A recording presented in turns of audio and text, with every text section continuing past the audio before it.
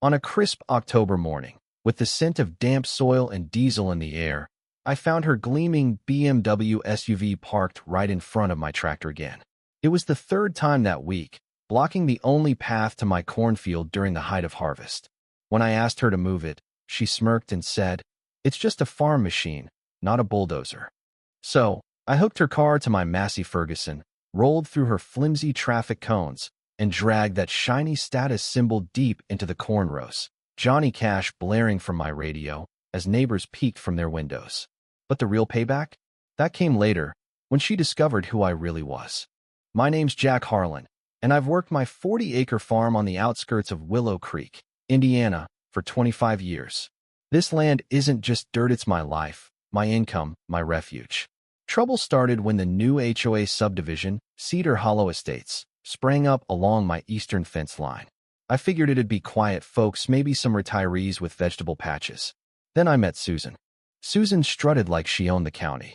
Always in yoga gear, always barking into a headset, always clutching some HOA rulebook. She introduced herself by demanding I cut down my apple trees because they encroached on her view.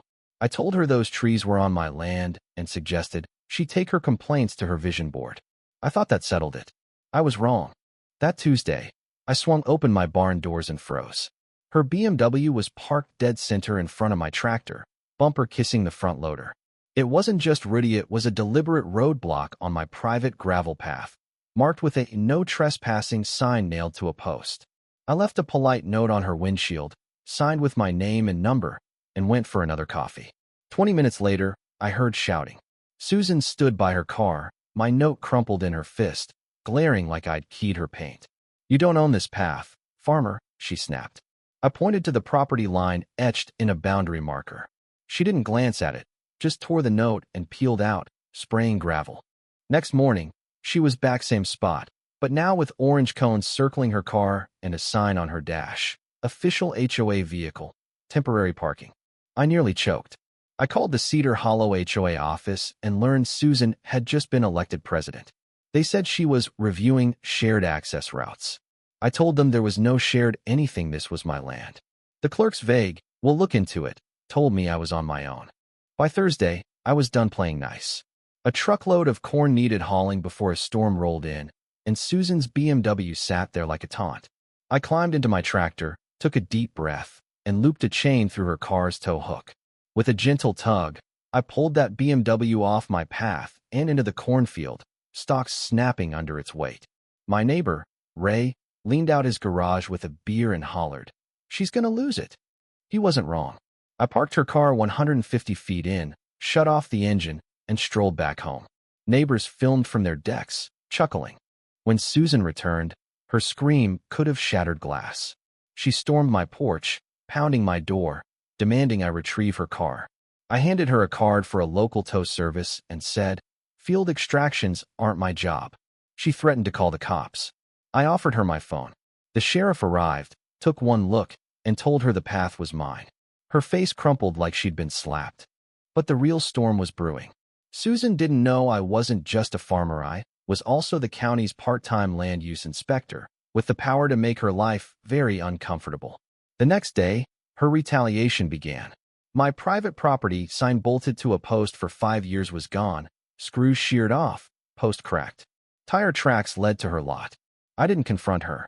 Instead, I pulled a folder from my desk, surveys, permits, and my inspector's certification. Game on. Ray swung by on his four-wheeler, coffee in hand, grinning. "She's got a crew out back, measuring like they're building a mall." I nodded. Her lot bordered a protected wetland, and any construction needed permits she didn't have.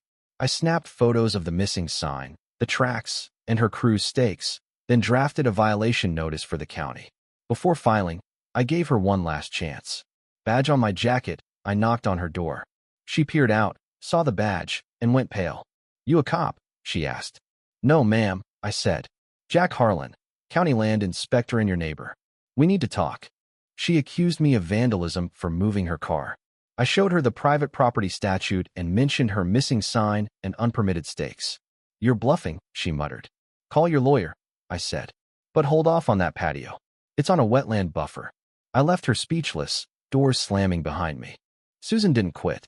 The next day, HOA flyers appeared on my barn, citing fake violations like excessive tractor noise and chemical runoff risks. She yelled at my worker, Miguel, claiming he needed HOA permission to feed my pigs. It was absurd, like moving next to a bakery and complaining about bread. I called the sheriff to report harassment. Deputy Carter, a guy I'd known since high school, snapped photos of the flyers and issued Susan a trespassing warning.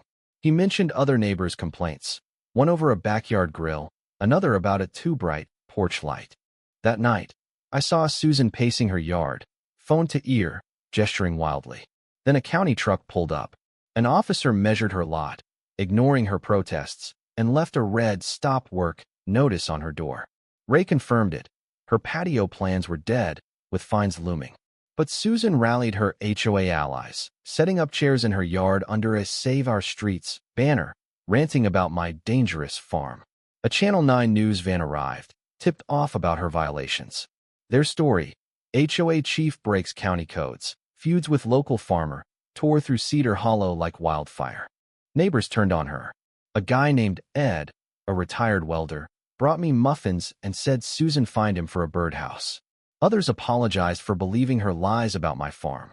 Susan filed a grievance, accusing me of emotional sabotage.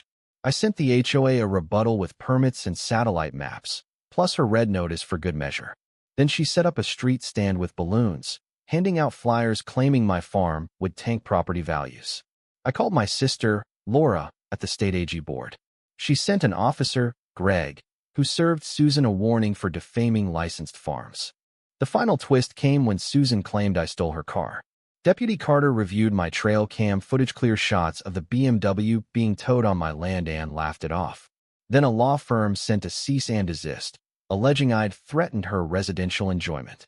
I called their bluff with my evidence, and they backed off fast. That evening, Susan approached my fence, looking drained. "I didn't know you were an inspector," she mumbled. I overreacted. I said, "Respect my land, Susan. That's all I ask." She nodded and left. Days later, her husband, Mark, showed up. He'd been away for work and was stunned by her chaos. He apologized, said he'd curb her HOA role, and hinted at counseling. The county cleared my farm after a flawless review. Susan resigned as HOA president. Her signs vanished, and neighbors waved again. One even asked me to advise on boundary rules, not as a foe, but a neighbor. Balance was back, and my tractor stood ready, just in case. What do you think about Jack's response to Susan's entitlement? Was he justified in dragging her car, or did he go too far? Share your thoughts in the comments, especially on dealing with injustice and confrontation in everyday life. Let's hear your stance.